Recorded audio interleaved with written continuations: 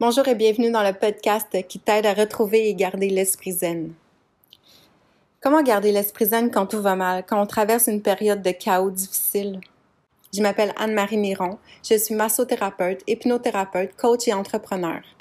Je suis passionnée par la zenneté, la loi d'attraction, l'énergie, les guérisons spontanées, les neurosciences, la psychologie et l'évolution constante de l'être spirituel. Je vous partage mes introspections afin de vous inspirer une vie plus zen et sereine. Ma mission est de débloquer les croyances limitantes afin de créer des changements rapides et durables en cohérence, cœur, corps et esprit. Ensemble, élevons nos vibrations, libérons notre potentiel et retrouvons notre liberté de créer une vie à l'image de nos plus grands rêves. Commençons par créer chaque jour plus de magie dans nos vies. Aujourd'hui, 5 novembre, jour de ma fête, je te dirais que l'année passée, j'ai eu le plus beau cadeau de fête de ma vie. En fait, l'ex-femme de mon chum en ce moment lui a texté « Bon, ben, tu diras bonne fête », puis elle aura eu le plus beau cadeau, mon mari. Ben, ça faisait un mois que je les fréquentais, puis que je me disais « Oh mon Dieu, je vais commencer à m'attacher, ça n'a pas de bon sens, il est marié ». Une semaine avant ma fête, il a commencé à avoir, tu sais, après Halloween, là, il a commencé à avoir des sapins de Noël dehors avec des lumières, tu sais. Puis là, je me disais, oh non, je peux pas vivre ça. En plus, j'ai pas mes enfants. Ça va être l'enfer. Lui, il va aller dans sa famille. Moi, je vais avoir des miettes. En plus, ma meilleure amie, j'avais appris qu'elle avait fréquenté un homme marié pendant genre 2-3 ans. Puis que ça avait été comme l'enfer, que ça n'avait vraiment pas été bon pour elle, puis que c'était vraiment triste. En plus, ma coach, que j'écoutais beaucoup ses podcasts, tout ça, elle disait justement un peu avant, j'avais écouté un podcast qui parlait qu'elle avait fréquenté un homme marié pendant genre 5 ans, puis que ça avait été vraiment intense, puis que... puis moi, j'ai toujours dit aux femmes, voyons donc, si tu donnes quelque chose à un gars marié, il va jamais quitter sa femme. Il a tout comme... Pourquoi il voudrait la quitter? Tu il donne tout. Il a sa femme, il a sa maison, il a ses enfants, sa famille, tout est comme... Puis peut-être qu'il manque quelque chose, puis tu lui donnes qu'est-ce qui manque. Fait qu'il va jamais la quitter. Il a le meilleur des mondes. Puis pour vrai, j'ai toujours pensé, puis je me suis toujours dit que... Tu sais, en tout cas, moi, les gars qui me cruisaient ou qu'ils étaient mariés, premièrement, je voulais rien savoir parce que tout ça, c'est toujours de la bullshit. Puis, anyway, tu sais, j'étais une fille cute. Puis c'est sûr qu'en massage, là, j'en ai eu des gars là, qui me chantaient la pomme des fois pour n'importe quoi. Mais, tu sais, pour une fois, je me suis vraiment approchée de quelqu'un. Puis, tu sais, je me disais, bon, il est marié, ça va être drôle, il vit dans ma ville. Dans le fond... tu sais, je vais pouvoir le voir. Puis, tu sais, je me disais qu'il fallait que j'arrête de voir mon ex parce que je continuais de voir le père de mon plus jeune. Puis, tu sais, c'était un peu malsain parce que, tu sais, c'est clair qu'il se passerait rien de plus, mais que, tu sais, c'était juste comme pour être des amis puis qu'on s'entende bien pour mon garçon puis tout ça. Mais par contre, tu sais, on avait des petites difficultés des fois de communication. On s'était pas séparés pour rien. Mais c'est ça. Fallait que je me détache de lui. Puis de toute façon, je datais pas de gars. Puis, tu sais, je voulais rien savoir vraiment des hommes. À part que j'avais une liste interminable de le gars idéal. Il serait voici comment. Puis, Marc, sérieusement, mon chum depuis 1 an, que bon, sa femme m'a donné en cadeau, disons, ben, on vit ensemble. Puis, pour vrai... Quand j'ai relu j'avais écrit 2 fois à peu près, un peu plus que ça, mais les 2 derniers listes de l'homme idéal, puis tu sais, j'écrivais ça en me disant, anyways, je le cherche pas, vraiment pas, j'ai pas le temps de dater dans ma vie, je veux rien savoir, moi j'avais du temps pour mes enfants, j'avais du temps pour travailler, mes projets, puis le reste, aucune minute à perdre. Puis tu sais, je sais très bien que, bon, je sais ce que les hommes ils veulent, mais en tout cas, fait que ma meilleure amie qui avait vécu quelque chose de difficile avec un homme marié, puis l'autre, la coach, qui avait vécu quelque chose de difficile, puis là, j'ai commencé à écouter des TikTok qui me disaient « Oh my God, si vous voulez qu'il quitte sa femme, faites ci, faites ça. » Puis là, j'étais comme « Voyons donc, son bain nounoun. » Puis tu sais, je jugeais ça un peu, là. Puis je me disais, non, moi, qu'est-ce qui est arrivé? C'est que j'ai parlé avec mon chum, j'ai j'ai beaucoup discuté avec lui, je l'ai beaucoup questionné. Tu sais, moi, j'ai étudié en hypnose, hein, puis en relation d'aide, puis en PNL. Fait que, pour vrai, pour moi, c'était, tu sais, ça me faisait plaisir comme de l'aider, de l'écouter, de le conseiller. Puis je voyais tellement que c'était un bon gars, là. Tu sais, un vrai bon gars. Un gars, genre, qui se plie en quatre pour sa femme, qui fait 10 000 caprices, qu'elle en demande. Tu sais, genre la dominatrice méchante, la crise de bitch, je m'excuse, là. Mais vraiment méchante, là. Puis surtout qu'il donne rien. Tu sais, moi, à un moment donné, comme pour un petit peu calmer mon ex, j'ai appris à dominer, tu sais. Mais quand tu domines, là, tu dois donner quelque chose en retour. Tu sais, le gars, il s'attend à avoir quelque chose, tu sais. Tu peux négocier, puis psychologiquement, tu vas avoir tout ce que tu veux. Si t'es assez bright puis rapide pour catcher, tu sais, comment tu peux avoir ce que tu veux. Mais, tu sais, il y a un échange quand même, là, tu sais. Mais elle, c'était vraiment une sadique, là, pour vrai, en tout cas, c'était vraiment, vraiment intense. Puis, tu sais, moi, je l'avais saisi rapidement en parlant avec mon chum. Puis, tu sais, en fait, il l'a laissé à partir du moment où il a vu que moi, j'allais pas être la femme d'un gars marié, j'allais pas être le numéro 2 dans la vie de quelqu'un, j'allais pas comme passer en deuxième. Pour moi, c'est comme, non, je voulais pas me... Puis je me disais, j'avais vécu tellement de choses difficiles dans cette année-là. Écoute, ça avait été la pire année de ma vie avec avec la DPJ, etc. Puis, tu sais, je veux dire, je n'avais vraiment aucune énergie à avoir une peine d'amour, là. Ça m'aurait mis à terre, là, tu sais. Fait que quand j'ai comme compris que, oh my god, c'est tellement un bon gars, puis qu'on a tellement connecté, puis qu'on était tellement bien, puis qu'il voyait qui j'étais, tu sais, parce que moi, je me disais, écoute, il n'y a pas un homme qui va vouloir de moi anyway, soit à cause que, bon, je suis massothérapeute, que les gars sont jaloux, tu sais, au niveau... puis aussi, ben, tu sais, je me disais, ah, j'ai pas mes enfants, de quoi j'ai l'air, tu sais, tous les jugements qu'on peut avoir, puis tout ce que la société, bon, avant, à la télé, quand t'avais pas tes enfants, t'étais la pire des mères. Aujourd'hui, on sait qu'il y a énormément d'injustices au sein de la DPJ. Bon, ça, il a fini par voir à quel point ça avait aucun sens, tout ça, ce qui m'était arrivé. Mais, tu sais, c'est ça. Puis bref, c'était tellement un bon gars, puis on était vraiment bien, là. Puis il voyait que j'étais autant une bonne personne, puis que je méritais vraiment comme pas ce qui m'était arrivé, puis lui non plus. Euh, puis ça a été comme un match. Puis c'est ça. Ce que je voulais dire, c'est que mon plus beau cadeau de fête, c'était lui. Mais entre autres parce que quand j'ai compris que ben je serais pas le numéro 2 dans la vie de quelqu'un, j'ai vraiment fait comprendre, j'ai vraiment parlé beaucoup. Écoute, on parlait énormément, on se textait énormément sur WhatsApp, ça avait pas d'allure. Puis, tu sais, j'ai vraiment comme posé des questions clés comme, OK, quand tes enfants vont être grands, est-ce que tu vas être, comment ça va être ta relation avec ta femme, tu sais? Puis il me disait, ah, mais ça va sûrement aller mieux, tu sais. Puis moi, j'étais comme, hey boy. Quand il m'a répondu ça, puis je pense qu'il était honnête à ce moment-là, pour moi, c'était un turn-off total. Puis j'ai fait comme, mais j'ai pas dit, mais tu sais, après ça, il a vu un peu que j'ai pris peut-être un peu de distance, puis que dans ma tête, c'est, OK, si t'es malheureux, si t'es vraiment pas bien, puis que tu crois que quand les enfants vont être partis, que quand ça va aller peut-être mieux, quand t'es avec une femme depuis 30 ans, puis que t'es marié depuis 20 ans presque, puis que cette personne-là a une personnalité qui a pas changé, qui a juste empiré, ça va pas changer parce que tes enfants vont quitter la maison. Ça n'a aucun sens. Puis des fois, tu sais, on essaie de se convaincre. Puis je sais, j'ai été dans cette situation-là avec la grosse maison, puis la vie de rêve et tout ça, puis que tout le monde me disait, ben voyons, t'as l'air tellement heureuse. Non, pas nécessairement. Tu sais, puis le problème, c'est ça, c'est que tout ce qu'il y a autour, on se dit, ah, mais tu sais, je vais pas tout gâcher. Ah, mais je vais pas tout perdre. Parce qu'on croit que notre chemin de vie, c'est genre quoi? D'avoir la maison, le bateau, les enfants, le chien. Non. Le but, c'est d'être bien, c'est d'être heureux, c'est de se sentir comblé. Il y a pas une fois après, bon, quand on était ensemble, puis tout ça, puis on a resté ensemble rapidement, là, parce que bon, elle l'a mis dehors, mais c'est comme, vraiment, c'était un match parfait. Je pense qu'on se pèse encore, puis qu'on se dit, voyons, on est tellement heureux. À chaque semaine, au plus qu'une fois, je dirais, à chaque jour, là, mais tu sais, je pourrais mentir. Au moins 5 fois par semaine, on se regarde puis on fait comme, oh my god, on est tellement chanceux de s'être trouvés, puis on est tellement heureux.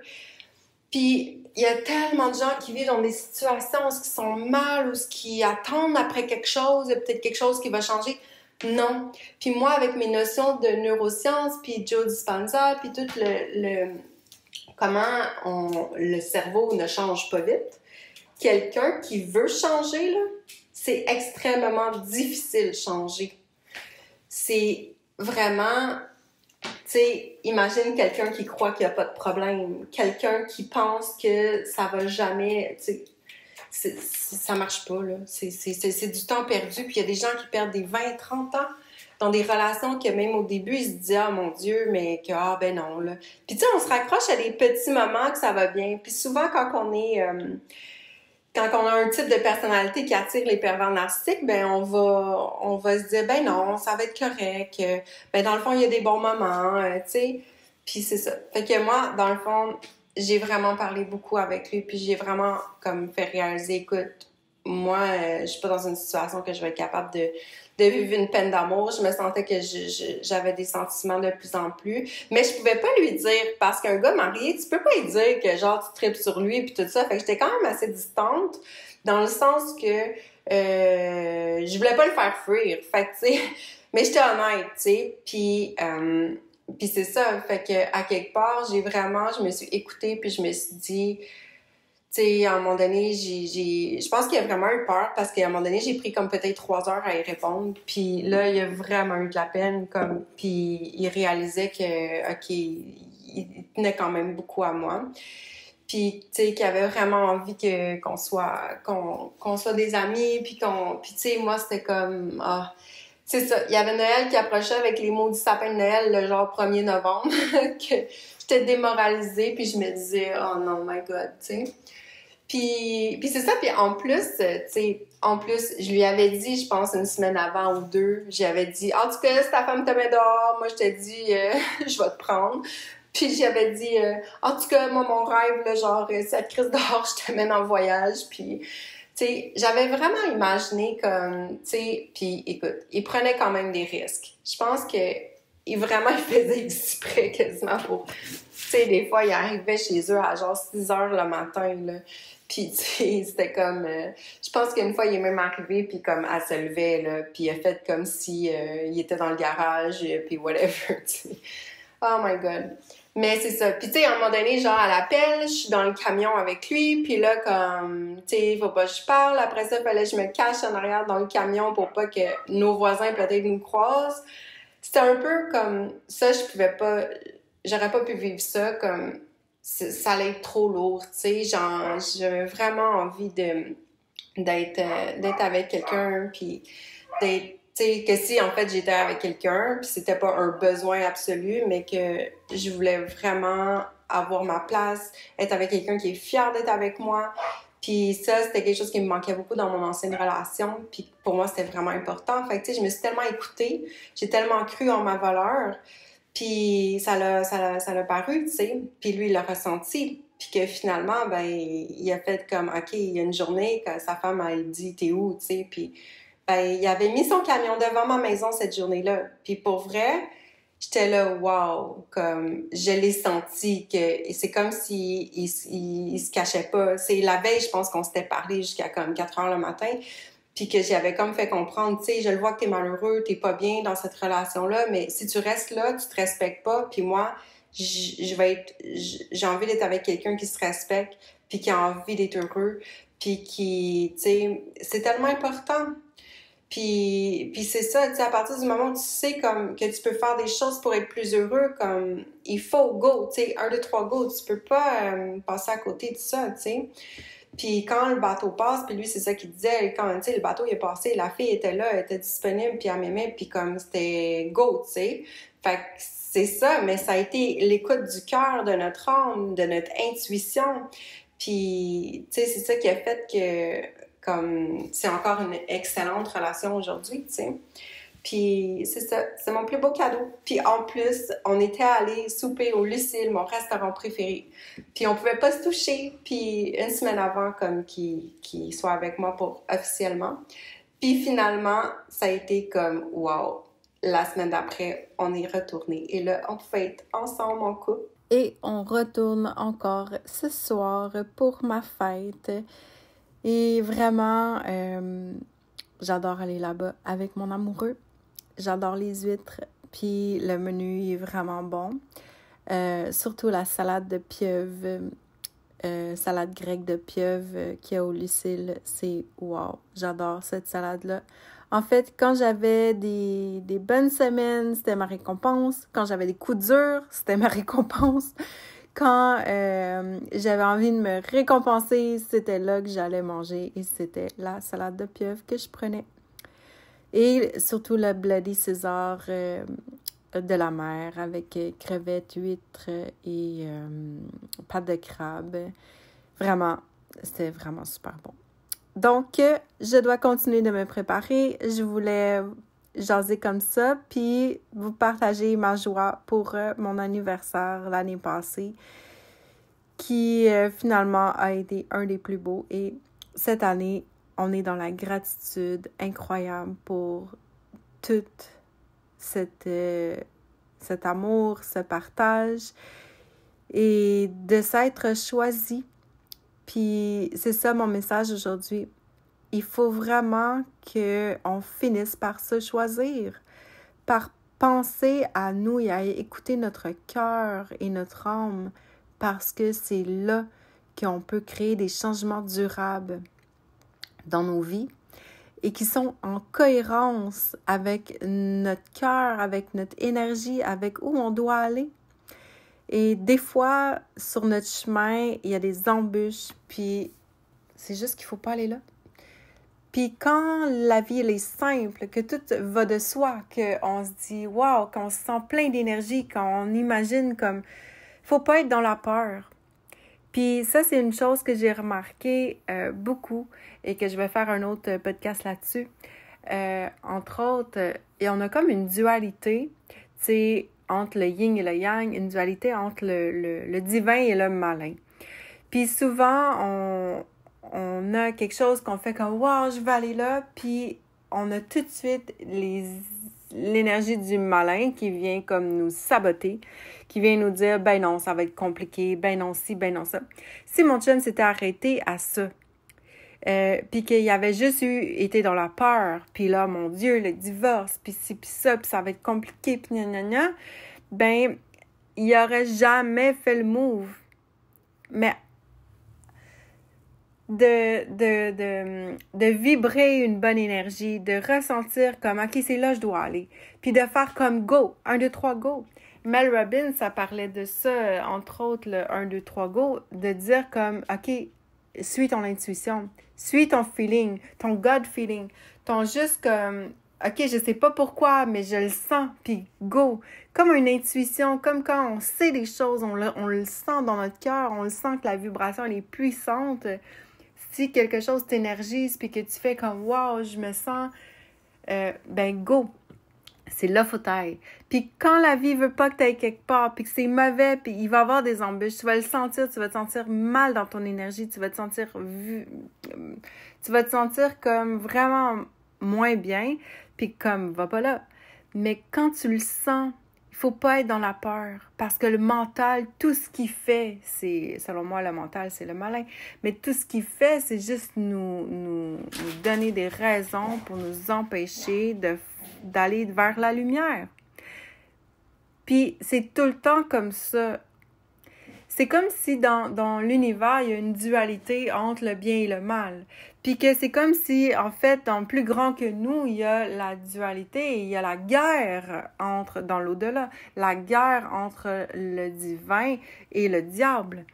Puis chaque fois que le divin va s'épanouir, le diable va essayer d'aller tout de suite pour empêcher ça.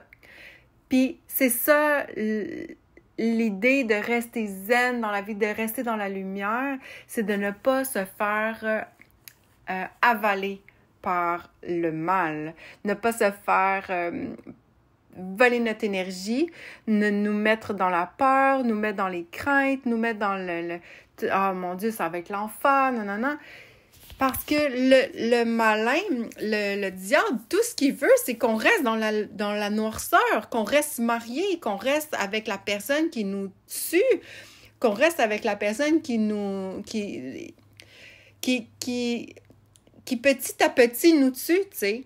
Puis ça, c'est vraiment parce que le diable, tout ce qu'il veut, c'est nous éliminer. Plus que tu es dans la lumière, plus que tu es une bonne personne, plus que tu es, je dirais, un ange terrestre, plus que le diable va s'en prendre à toi. Alors, gare à toi. Mais chaque fois que tu vas suivre la lumière, que ton intuition, que ton cœur s'ouvre, puis que tu fais comme « Ah, je ne sais pas pourquoi, mais il faut que j'aille là », vas-y. Parce que 5, 4, 3, 2, 1, en 3 secondes, le diable va rentrer dans ton esprit puis il va tout de suite te souffler à l'oreille. « Oh non, aie peur.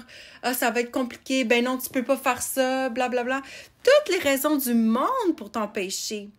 Puis, c'est ça, c'est qu'à un moment donné, il faut arrêter d'être dans la peur. Puis, tu sais, la peur, c'est marketing, hein? Ça vend. Le diable arrive à toutes ses fins avec ses stratégies.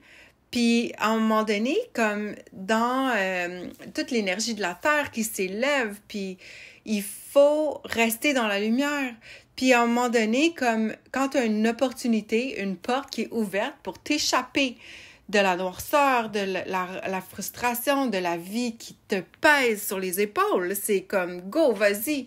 Parce que si tu y vas pas, l'occasion va peut-être plus se présenter. Et de toute façon, c'est ça. C'est comme l'univers est là. Puis surtout, il y a une chose, c'est que quand tu demandes à l'univers, tu sais, il paraît que les anges, les archanges, tout ça, ils ont comme un genre de téléphone rouge. Tu sais, si tu prends pas le téléphone puis tu te dis pas « Hey, là, c'est assez, je veux un changement. » C'est là. Comme « Aide-moi, montre-moi le chemin. » Puis si t'es pas ouvert ensuite à recevoir l'information et regarder, ouvrir les yeux et voir, OK, il y a un signe, parce qu'en fait, nos anges gardiens sont toujours proches de nous. Puis, à chaque fois qu'on prend le téléphone rouge, que je dirais, puis qu'on dit, OK, là, c'est assez, là, j'ai besoin d'un changement, là, c'est comme over, là. Il faut que quelque chose bouge. Puis tout de suite, ça prend même pas une seconde que l'univers nous répond. Ça peut être que tu regardes un mot tout à coup, un panneau sur la route, ou des chiffres qui se répètent, si ça te parle, qui se répètent devant toi, qui dit « OK, tu es sur le bon chemin ». Il y a toujours des signes de l'univers. Les signes dépendent de chaque personne. Si tu es plus visuel, si tu es plus kinesthésique, si tu es plus auditif, tu peux même entendre certaines choses. Mais il faut être à l'écoute. À partir du moment où on demande à l'univers, il faut ouvrir notre acuité. En fait, il faut écouter, il faut voir. Puis, il n'y a pas de coïncidence. C'est le divin qui vient nous parler, qui vient nous aider tout le temps. Puis c'est ça. Puis il y a des fois, des gens, ils écoutent pas, mais il y a des gens à côté d'eux qui écoutent. Alors, c'est des fois les gens à côté de nous qui nous apportent des messages, qui intuitivement ont le goût de dire telle phrase, puis qui savent pas trop pourquoi, puis que finalement, comme, ça résonne pour l'autre personne. Combien de fois dans mon bureau, j'ai eu des gens que j'avais des messages pour eux, que je sais pas trop de où ça venait, puis pourquoi, puis je me mettais à parler de tel truc avec eux, puis que finalement, ça résonnait, que ça changeait leur perception sur plein d'affaires, puis que finalement, les choses bougeaient dans leur vie, autant que dans l'énergie, mais dans la conscience, puis c'est magique. C'est plus de magie dans nos vies, de demander, puis justement, d'ouvrir sa conscience. Puis, l'univers est toujours là pour nous. Mon chum est arrivé à un moment de ma vie où je voyais la catastrophe, où je me disais, mais ça n'a pas de bon sens, mais ça va être l'enfer. Noël approchait, j'allais pas avoir mes enfants. Pour le premier Noël, j'allais comme Je me disais, qu'est-ce que je vais faire? Je vais pas garder ma maison. J'ai travaillé tellement fort pour cette maison-là, la maison de mes rêves. Je l'ai eue avec la loi d'attraction. C'est comme, pour moi, c'était l'échec total de pas partager cette maison-là avec ma famille puis mes enfants. C'était horrible. Je voulais mourir. Vraiment, c'en était comme épouvantable. Puis au moment où j'ai dit à l'univers, je ferai un autre podcast là-dessus, mais au moment où j'ai dit à l'univers, là, c'est assez, je give up. J'en ai plus rien à foutre de rien. Ben, c'est mon chum qui cognait à ma porte. Puis que j'étais en pyjama, puis je broyais ma vie, puis c'était comme, gars, j'ouvre même pas les lumières, je m'en vais me recoucher. Si t'as le goût de me masser les pieds, OK, ça va me faire du bien, mais tout bad, là, c'est tout. Mais j'étais over, là. C'était comme, j'avais dit à l'univers, là, il faut que quelque chose bouge. Comme, fais quelque chose, donne-moi un signe. Où je m'en vais? Sac à dos, quelque part, dans un autre pays. Tout était possible, là. Moi, je pouvais vendre ma maison pour m'en aller. J'allais pas continuer à vivre sous la torture du diable, le diable des PJ qui était comme constamment sur mon dos. C'en était épouvantable, puis mes enfants souffraient là-dedans. Tu sais, là, aujourd'hui, ça fait presque 1 an que je ne fais plus de supervision avec la DPJ parce que j'ai décidé que c'en était assez. Je ne joue plus au jeu sadique de la DPJ. Tout ce qu'ils veulent, c'est qu'on se sente des victimes, qu'on se sente mal et que Puis ça, je le savais. Puis je voulais pas jouer à ça. J'ai été comme 2-3 mois que Non, 2 mois peut-être que je n'ai pas joué à leur jeu. Jusqu'à ce que, je passe en cours puis qu'après ça, je dis, mais je vais donner une chance. Je vais voir peut-être que c'est... Mais en fait, ça a été horrible. J'ai eu une TS qui a dit à mon fils une fois parce la fille a dit, là, faudrait ranger, puis comme dans 2 minutes. OK, pas de problème. Mais j'ai pas dit un mot, puis mon garçon non plus, puis on avait compris. Puis elle a dit, hey, c'est le temps de ranger. Puis là, j'ai fait, garde, parce qu'elle l'a dit, elle a dit qu'il restait 2 minutes. On s'entend-tu que elle vient juste de le dire, il reste encore 2 minutes, comme c'est beau. Puis elle a dit, là, si t'es bête avec moi, là, tu verras ton gars aux 2 semaines, genre.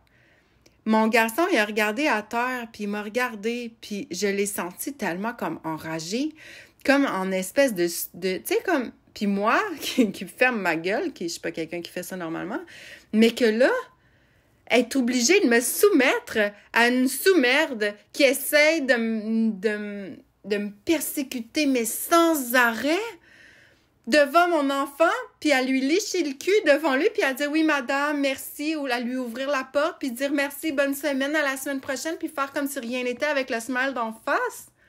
Jamais. Jamais je vais montrer à mes enfants de faire ça devant des gens qui te persécutent et devant des gens qui n'ont pas de respect pour tes enfants et pour toi et pour la famille en général au Québec. Jamais. J'ai arrêté de jouer à ce jeu-là aussitôt. J'ai vu que mes enfants en souffraient et que moi, je me disais, ça n'a pas de sens. Puis, j'ai sorti du jeu. Et je sais que c'est difficile à entendre, que, je vois plus mes enfants, mais je ne vais pas dépenser une scène d'avocat. Ça sert à rien. Le système de justice est créé par eux. Je ne vais pas aller jouer à leur jeu de société. C'est eux qui l'ont créé, toutes les règles. J'ai vu des gens perdre leur chemise, perdre tout, puis se ramasser comme le plus bas possible. Parce que tout ce qu'ils veulent, c'est ça. Le diable ne veut que notre peau. Et à un moment donné, quand soit un pervers narcissique, soit un système pervers narcissique, tu dois sortir de là, tu dois sortir du jeu. Et nos anges gardiens, nos guides, ils sont toujours là. Puis c'est des fois, malheureusement, quand on lâche prise, puis quand on dit « là, c'est assez, je suis over, je suis plus capable, je veux plus rien savoir », comme que là, il y a des choses qui bougent. Puis que quand on met notre pied à terre, puis qu'on dit « OK, là, je mérite ça, je mérite mieux », puis que finalement... là, on reçoit mieux. Mais l'univers va toujours nous tester, puis pour voir, est-ce que c'est vraiment ça qu'on a dit qu'on voulait? Puis c'est correct, les tests, parce que c'est ça qui fait que, on va rester dans le bon chemin. Puis des fois, on a un petit cadeau, là, puis là, tu veux-tu ça? Par contre, il faudra que t'endures ça. Puis c'est comme, non, merci pour le test, mais je vais passer. Parce que je sais ce que je vaux et je sais ce que je veux. Et je sais que, tu sais, je veux une vie plus zen et sereine. Et c'est non négociable. Aucunement négociable. Et ça, je veux ça pour moi, mais je veux aussi ça pour mes enfants. Je ne veux pas les voir persécutés et les voir deux personnes surveiller leur mère, à écrire toutes les phrases qu'elle dit et je veux dire, puis à te faire persécuter, à te faire... ça fait aucun sens. Fait que bref, tout ça pour dire que les anges gardiens sont sur notre route, puis qu'il faut ouvrir notre conscience. Quand on dit là, c'est assez, puis qu'on demande quelque chose à l'univers, il faut y aller. Il faut ouvrir notre conscience, faire comme, ah, tiens, tout à coup, quelqu'un m'appelle pour aller à un café. C'est peut-être que ça te tente pas d'y aller. Puis peut-être que tu dis, ah, fuck off, là, je suis fatiguée, ça me tente pas. Mais peut-être que c'est l'univers qui t'envoie ça. Puis que là, finalement, t'as pas le choix. Comme, go, vas-y. J'avais des fois des clientes comme, ils demandent des choses à l'univers, puis, ou des amis proches que je voyais régulièrement, puis que là, puis qu'après, tout de suite, moi, je le vois que l'univers a répondu, puis la personne fait « Ah non, ça ne me tente pas. » Ben voyons, c'est peut-être que quand tu vas aller prendre le café, que tu vas parler à un tel qui va te mener à une autre affaire, puis que finalement, tu vas tomber sur tel truc, ou telle personne, ou le truc qui va changer ta vie, ou le... Tu sais, tu le sais pas, mais il faut que tu ouvres, puis il faut arrêter d'être toujours la même personne qu'hier, faire toujours les mêmes choses, puis d'être dans la peur du changement. En fait, c'est dans le changement, dans l'évolution que les choses bougent, qui vont changer. C'est là où il faut faire des choses qu'on ne fait pas d'habitude, puis où est-ce qu'il faut explorer, puis où il faut s'amuser, puis où il faut, pour se connaître, pour connaître l'univers, puis de jouer avec tout ça, parce que la vie, c'est un jeu aussi. Tu sais, il faut pour avoir l'esprit zen, ça prend ça. La vie n'est pas statique et elle ne doit pas être statique. Et surtout, tout peut s'améliorer. Tout. Puis quoi que la vie ne sera jamais parfaite, mais par contre, tout est amélioration, tout est un défi, tout est un apprentissage, comme je dirais. Bref, alors, sur ce, gardez l'esprit zen et on se reparle bientôt. Si ce podcast vous a plu, n'hésitez pas à le partager aux personnes qui vous sont chères. Vous pouvez également le noter avec des étoiles sur les plateformes.